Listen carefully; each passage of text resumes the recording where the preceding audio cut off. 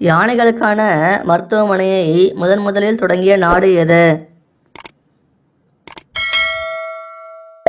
விடை தாய்லாந்து.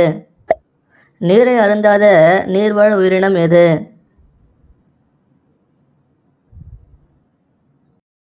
விடை டால்பின்.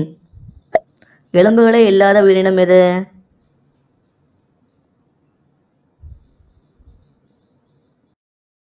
விடை நத்தை.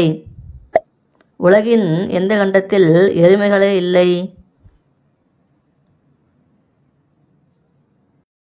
விடை ஓசனாசியா.